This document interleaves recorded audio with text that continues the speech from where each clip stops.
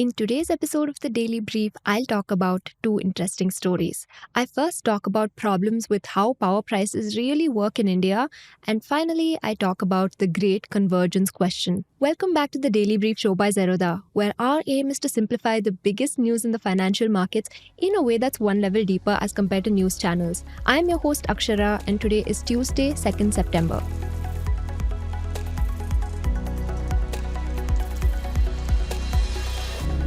So last week, the Supreme Court delivered a judgment that reinforced a simple but crucial principle. Power companies and electricity distributors can't just sit together and decide the rate at which they'll exchange electricity amongst themselves. Each tariff must be approved by regulatory bodies. And what happened was that KKK Hydropower Limited and the Himachal Pradesh State Electricity Board decided to increase the wholesale electricity rate from Rs 2.5 per unit to Rs 2.95 per unit in 2010. The problem? They never asked the state electricity regulator for permission. Now, the Supreme Court ruled that this was illegal. Tariff determination isn't a private negotiation between companies, but a statutory function that requires regulatory approval. But it brings us to fundamental questions like, who is this regulator? How do they set electricity prices? Why is there even a need for this approval in the first place? Does it have any consequences? Let's break all of that down. So India's electricity system works like a three-act play. In the first act, generation companies produce electricity. These range from massive government entities like NTPC, which runs coal plants across the country, to private solar firms in Rajasthan. The second act involves transmission companies, primarily Power Grid Corporation of India, which moves electricity across states through a web of high-voltage power lines. The final act belongs to distribution companies or DISCOMs, which take that electricity and deliver it to your doorstep. Most DISCOMs are state-owned, and this structure didn't always exist. Until 2003, most states had single government-owned companies that did everything. They ran the coal plants, maintained the transmission lines, and sent you your monthly electricity bill. The Electricity Act of 2003 changed all of that, breaking up these giant state monopolies into separate companies for generation, transmission, and distribution.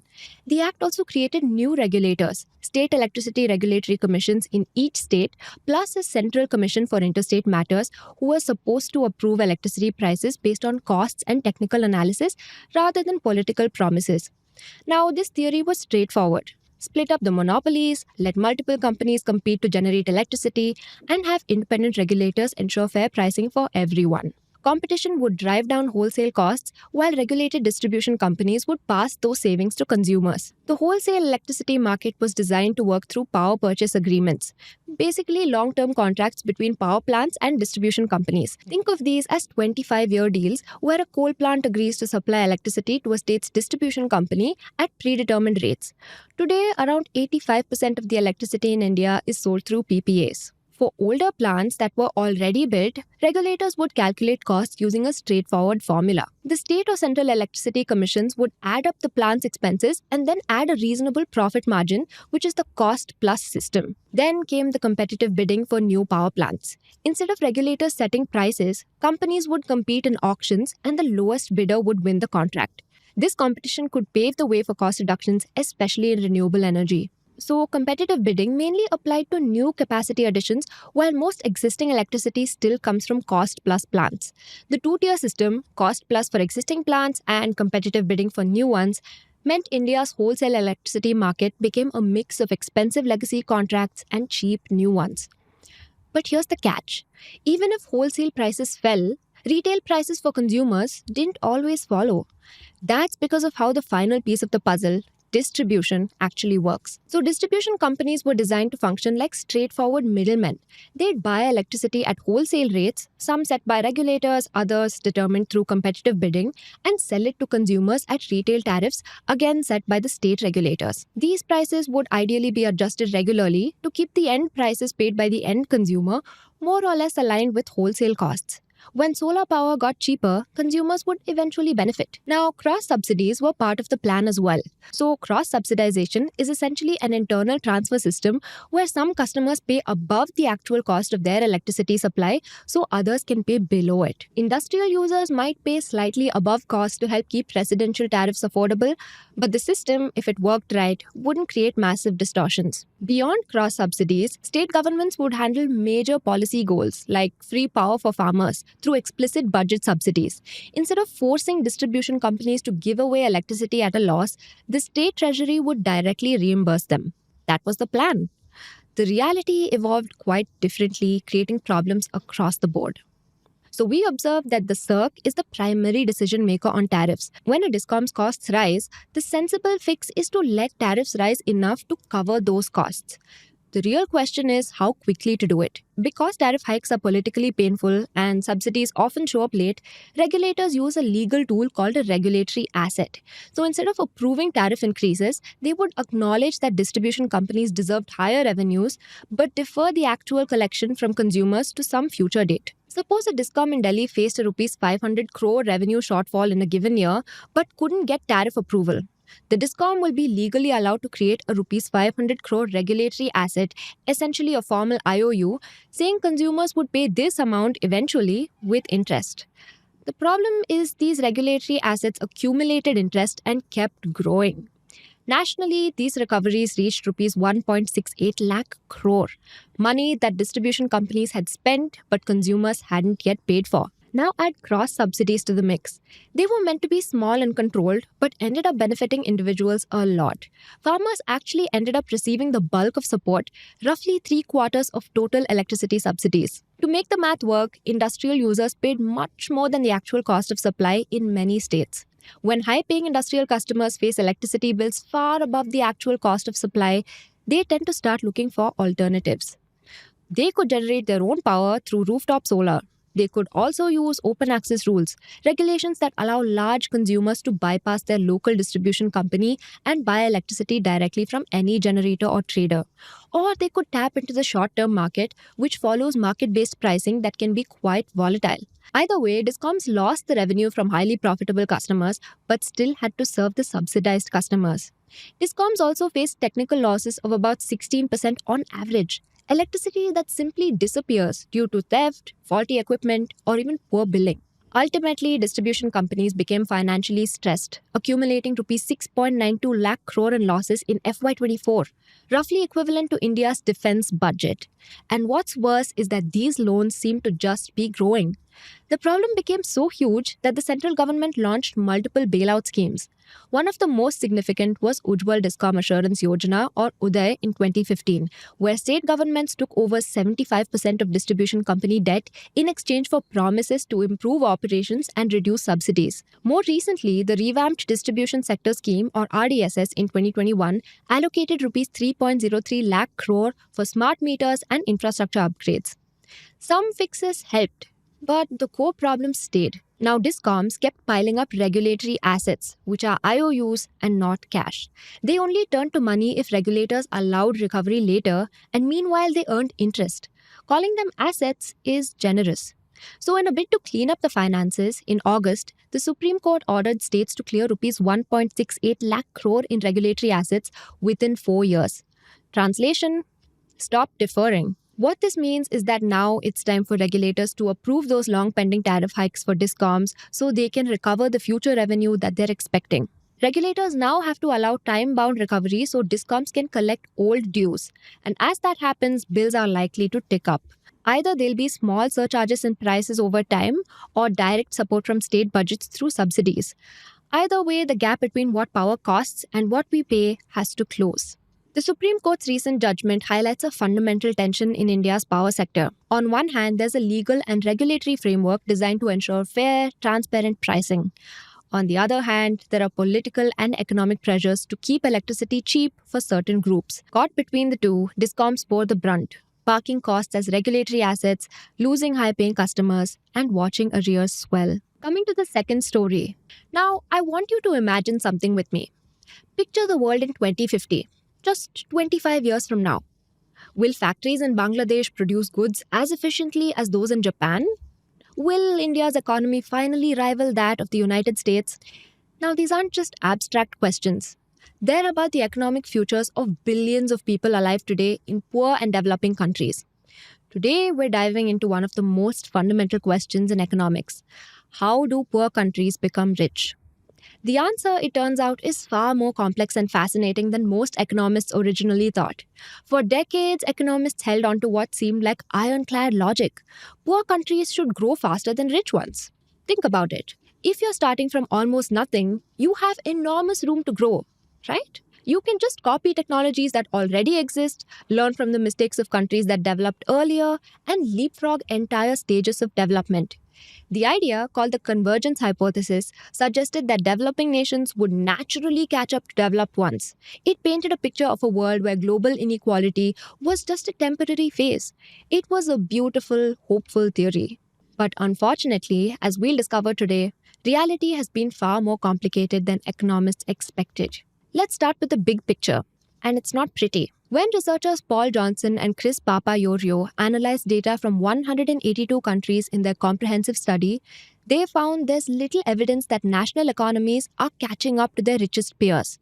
High-income countries tended to grow faster than middle-income countries, which in turn grew faster than low-income countries. Even worse, low-income countries actually experienced negative growth rates during the 1980s and 1990s. The consensus that we find in the literature leads us to believe that poor countries, unless something changes, are destined to stay poor, one researcher noted.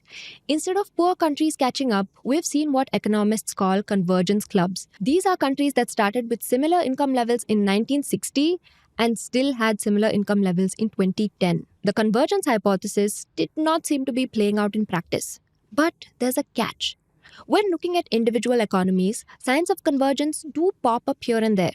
While countries as a whole aren't converging, something fascinating is happening within specific industries. New research from economists at the Bank for International Settlements and the International Monetary Fund shows that manufacturing industries exhibit strong convergence over time. So here's what researchers discovered when they analyzed 99 countries across 22 manufacturing industries over 4 decades. Manufacturing industries that start far behind their global leaders can grow dramatically faster, sometimes seeing an extra boost in growth that's absolutely massive compared to average manufacturing growth rates. This convergence pattern holds across virtually every manufacturing industry studied, but some sectors catch up much faster than others. Think of it this way. If you're making cigarettes, you'll gradually close the gap with global leaders. But if you're building cars or smartphones, you can catch up almost 5 times faster. So, why such a huge variation? So, it was observed that industries that rely more on human capital, that is, skilled, educated workers, are driving convergence.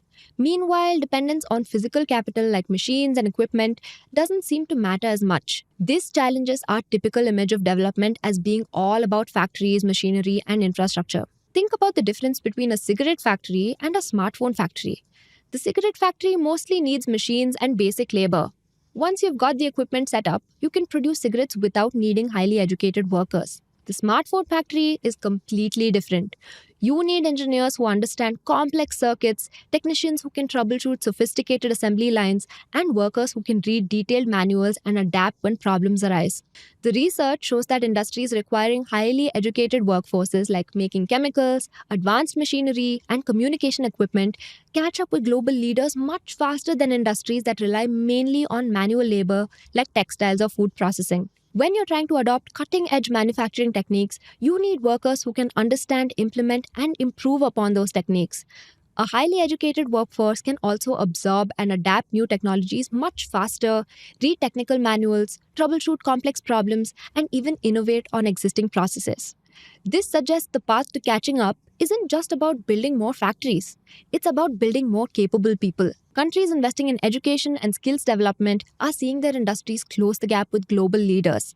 But is human capital alone a defining factor in deciding what industry would drive a country's economy towards convergence? Not really. Sometimes there are other limiting factors too, stopping few industries from reaching their full potential. Now, industries that need massive, expensive equipment, think steel mills or oil refineries, can catch up rapidly, but only if the country has a sophisticated financial system. Picture this.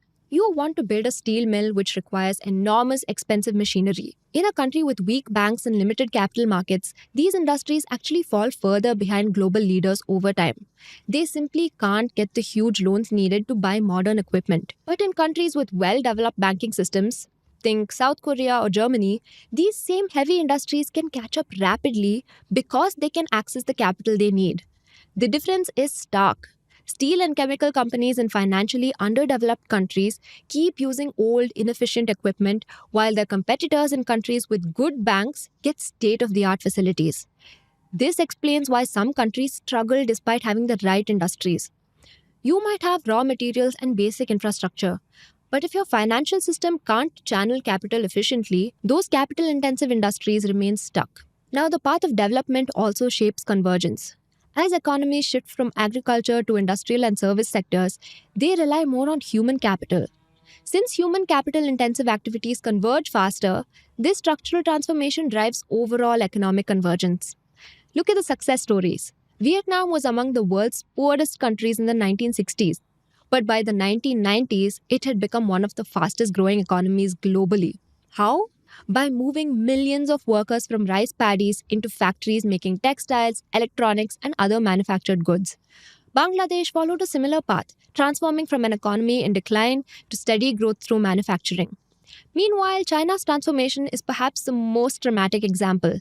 In the 1960s, China actually had negative economic growth, but by focusing on manufacturing and moving workers from agriculture into factories, it became the world's fastest growing major economy. So here's why this matters.